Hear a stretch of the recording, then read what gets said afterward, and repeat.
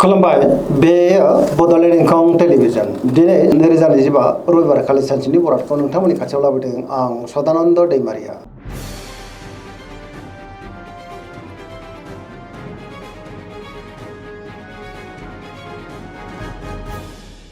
सिगां फरायनो लादों मेष राशि गिबि हांखो अ ल दिनैनि साना जोबोर मोजां गोसोखौ दिनै जोबोर गोजोननाय मोनगोन जेरावबो जाफुंसारगोन बबेबा हाबाफारियाव बाहागो लानो दिनै खाबु मोननोबो हागौ बयजोंबो गोरोबनो रोंगोन मावनो लानाय खामानिफ्रा दिनै गोरलैयैनो मावफुंजानोबो हागौ सोरजोंबा बाख्नायजानो हागौ देहाया दिनै मोजाङैनो थागोन बहानिफ्रायबा दिनै हरखाबै मोजां खौरांबो मोननो हागौ रांखावरियाव दिनै जोबोर मोजां होनजायो बेफार फालांगियावबो जोबोर मोजां मुलाम्फा मोननो हागोन सोरबा लोगोनिफ्राय थोजासे हेफाजाबबो मोननो हागौ नखराव बिसि फिसायनि गेजेराव अननानै फैगोन बिदा फंबायनिफ्राय थोजासे हेफाजाब मोननो हागौ गुबुननि गोसोखौ दिनै गोरलैयैनो बोनोबो हागोन गोसोनि बोलोआ बांगोन समाजाव दिनै बयजोंबो मान होजागोन लाइमोनफ्रा गावबा गावनि गोसोनि साननायफोरखौ दिनै फोरमायलायनोबो हागोन बयजोंबो मोजां सोमोन्दो लाखिनोबो रोंगोन आरो पजिटिभ एनार्जिनि गोहोम गोग्लैगोन सरासनस्रायै दिनै साना जोबोर मोजां आरो मोजाङैनो बारग'लांगोन।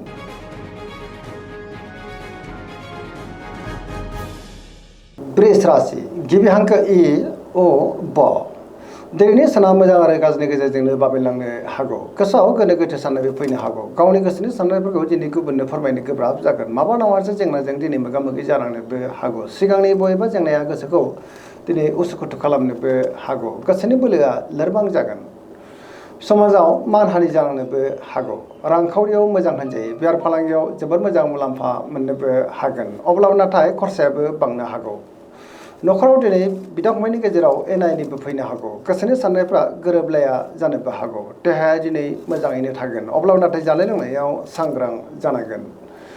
मोनफ्रोमबो बिथिङावनो सांग्रां जानाया गाहाम आरो सुथुरनि गाज्रि नोजोर थानोबो हागौ नेगेटिभ एनार्जिनि गोहोमबो गोग्लैनो हागौ।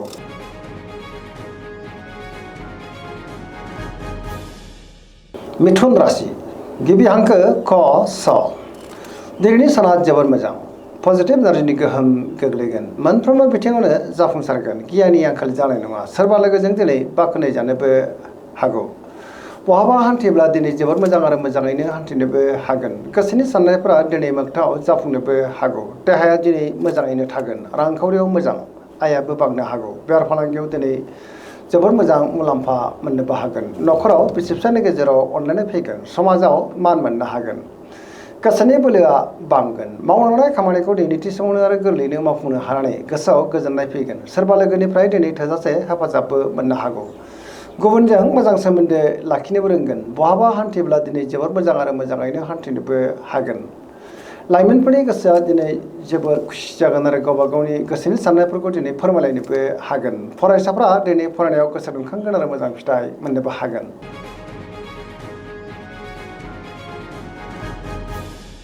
कर्कट राशि गिबि हांखो ड ह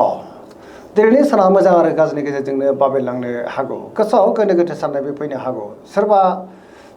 सुथुरनि गाज्रि नोजोर थानोबो हागौ मोनफ्रोमबो बिथिङावनो दिनै सांग्रां जानाया गाहाम आरो नेगेटिभ एनार्जिनि गोहोम गोग्लैनोबो हागौ बहाबा हान्थिब्ला दिनै लामा सामायाव सांग्रां जानांगोन गुबुननि थाखाय नाङा फाङा जेंनायाव गोग्लैनांनोबो हागौ मावनो लानाय खामानिखौ मावफुंनायाव माबा मोनसे गोरोन्थि जालांनो हागौ रांखावरियाव मोजां बेफार फालांगियावबो मोजां मोननो गोनांखौ दिनै मोननो हागौ अब्लाबो नाथाय खरसायाबो बांनो हागौ देहाया दिनै मोजाङैनो थागोन गुबुननिफ्राय हेफाजाब मोननो गोब्राब जानोबो हागौ सुथुरनि गाज्रि नोजोर थानोबो हागौ गुबुनजों दिनै मोजां सोमोन्दो लाखिनो गोब्राब जागोन आरो नेगेटिभ एनार्जिनि गोहोम गोग्लैनोबो हागौ।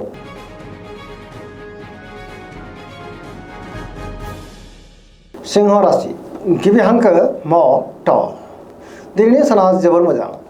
गोसोनि साननायफोरा दिनै मोगथाङाव जाफुंनोबो हागौ गोसोआव पजिटिभ साननाय फैगोन मावनो लानाय खामानिखौ थि समावनो आरो गोरलैयैनो मावफुंनोबो हागोन सोरबा लोगोनिफ्राय दिनै थोजासे हेफाजाबबो मोननो हागौ बहाबा दावबायनो एबा हान्थिनो खाबु मोननो हागौ आरो मोजाङैनो हान्थिनोबो हागोन रांखावरियाव दिनै जोबोर मोजां होनजायो बेफार फालांगियावबो जोबोर मोजां मुलाम्फा मोनगोन गोसोनि साननायखौ दिनै गुबुननो फोरमायनोबो हागोन नखराव बिसि फिसायनि गेजेराव अनलायनाय फैगोन समाजावबो मान मोननो हागोन बयजोंबो गोरोबनो रोंगोन गुबुननि थाखाय दिनै गोबां मोजां खामानि मावनानै होनोबो हागोन बहाबा हान्थिब्ला जोबोर मोजां आरो मोजाङैनो हान्थिनोबो हागोन।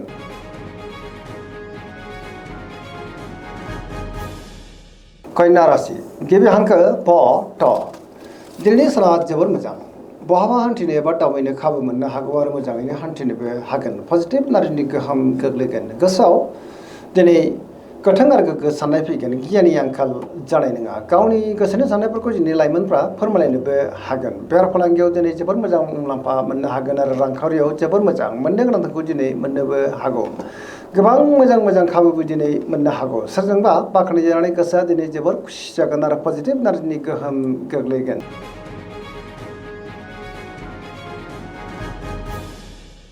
तुला राशि गिबि हांखो र ट दिनैनि साना जोबोर मोजां गोबां मोजां खाबु दिनै मोननो हागौ गोसोनि बोलोआ बांगोन गोसोनि साननायफोरा दिनै मोगथाङाव जाफुंनोबो हागौ मावनो लानाय खामानिखौ मावफुंनो गोब्राब जागोन अब्लाबो नाथाय मावफुंनो हागोन देहाया दिनै मोजाङैनो थागोन रांखावरियाव दिनै जोबोर मोजां मोनजायो बेफार फालांगियावबो जोबोर मोजां मुलाम्फा मोननो हागोन न'खराव बिसि फिसायनि गेजेराव अनलायनाय फैगोन समाजावबो मान मोननो हागोन गुबुननि गोसोखौ दिनै गोरलैयैनो बोनोबो हागोन लोगोफोरनिफ्राय दिनै थोजासे हेफाजाब मोननो हागौ बिदा फंबायनिफ्रायबो हेफाजाबखौ मोननो हागोन सेंग्रा सिख्लाफ्रा दिनै जोबोर खुसि जागोन आरो गावबा गावनि गोसोनि साननायफोरखौ फोरमायलायनोबो हागोन पजिटिभ एनार्जिनि गोहोम गोग्लैगोन धोरोमारि बिथिङावबो दिनै गोसो दुंखांनो हागौ सरासनस्रायै दिनै साना जोबोर मोजां आरो मोजाङैनो बारग'लांगोन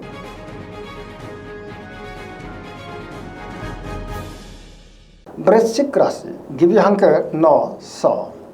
दिनैनि साना जोबोर मोजां गोबां मोजां खाबु दिनै मोननो हागौ समाजाव मान मोननो हागोन गोबां मुंदांखा सुबुंजों मोजां लोगो मोनलायनोबो हागौ पजिटिभ एनार्जिनि गोहोम गोग्लैगोन बहाबा दावबायनो एबा हान्थिनो खाबु मोननो हागौ आरो मोजाङैनो हान्थिनोबो हागोन समाजाव लोगो लेवा बांगोन सोरबा गोजाम लोगोजों दिनै बहाबा लोगो मोनलायनोबो हागौ गोसोआव गोथों आरो गोग्गो साननाय फैगोन गियाननि आंखाल जानाय नङा मावनो लानाय खामानिखौ थि समावनो आरो गोरलैयैनो मावफुंनोबो हागोन गुबुननिफ्राय दिनै थोजासे हेफाजाबबो मोननो हागौ गोसोनि साननायफोरा मोगथाङाव जाफुंनोबो हागौ गोसोनि बोलोआ बांगोन समाजाव दिनै बयजोंबो मान होजागोन बिमा बिफानिफ्राय अननाय आरोफोरखौ मोननो हागोन रांखावरियाव दिनै जोबोर मोजां होनजायो बेफार फालांगियावबो जोबोर मोजां मुलाम्फा मोनगोन गुबुननि थाखाय गोबां मोजां खामानि मावनानै होनोबो हागोन फरायसाफ्रा दिनै फरायनायाव गोसो दुंखांगोन आरो मोजां फिथाइ मोनगोन लाइमोनफ्रा जोबोर खुसि जागोन आरो गावबा गावनि गोसोनि साननायफोरखौ दिनै फोरमायलायनोबो हागोन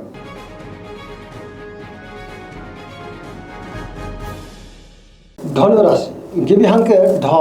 फ भ दिनैनि साना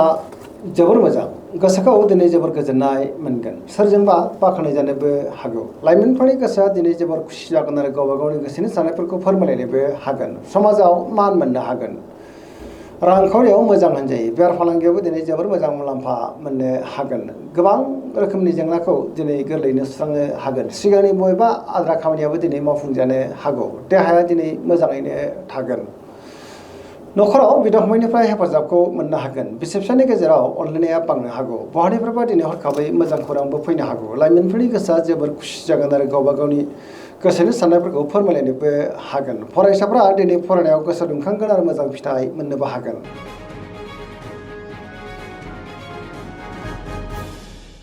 मकर राशि गिबि हांखो ख ज दिनैनि साना मोजां आरो गाज्रिनि गेजेरजोंनो बाबेनलांनो हागौ गोसोआव गोनो गोथो साननायबो फैनो हागौ गावनि गोसोनि साननायफोरखौ दिनै गुबुननो फोरमायनो गोब्राब जागोन रांखावरियाव बारा मोजां नङा होनजायो बेफार फालांगियाव दिनै बारा मोजां नङा नांनायनिख्रुइ बांसिन खरसाबो जानो हागौ मोननो गोनांखौ दिनै मोननो गोब्राब जागोन सोरजोंबा थगायजानोबो हागौ बेफार फालांगियाव बारा मोजां नङा होनजायो गुबुननि गोसोखौ बोनो गोब्राब जागोन लोगोफोरनिफ्राय हेफाजाब लानांनो हागौ गोदान खामानियाव आखाइ होजेननो हानाय नङा न'खराव बिदा फंबायनिफ्राय हेफाजाबखौ मोननो हागोन सेंग्रा सिख्लाफ्रा दिनै गावबा गावनि गोसोनि साननायफोरखौ फोरमायलायनो हागोन फरायसाफ्रा दिनै फरायनायाव गोसो दुंखांगोन आरो मोजां फिथाइ मोननोबो हागोन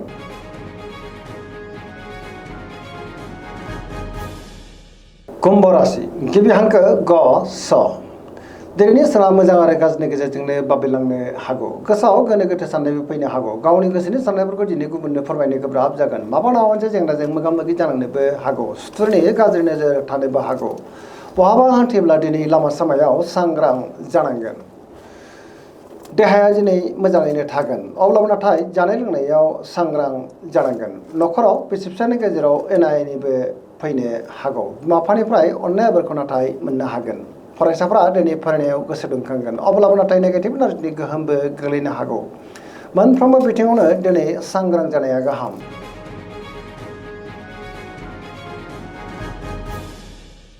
मीन राशि गिबि हांखो ड स दिनैनि साना जोबोर मोजां गुबुननि थाखाय दिनै गोबां मोजां खामानि मावनानै होनोबो हागोन माबा नङा मोनसे मोजां खौरां मोननोबो हागौ गोसोआव दिनै पजिटिभ साननाय फैगोन गावनि गोसोनि साननायफोरखौ दिनै गुबुननो फोरमायनोबो हागोन देहाया मोजाङैनो थागोन रांखावरियाव मोजां होनजायो बेफार फालांगियावबो दिनै जोबोर मोजां मुलाम्फा मोनगोन नखराव बिसि फिसायनि गेजेराव अननानै फैगोन सोरजोंबा बाख्नाय जानोबो हागौ लाइमोनफोरनि गोसोआ दिनै जोबोर रमान्टिक जागोन आरो गावबा गावनि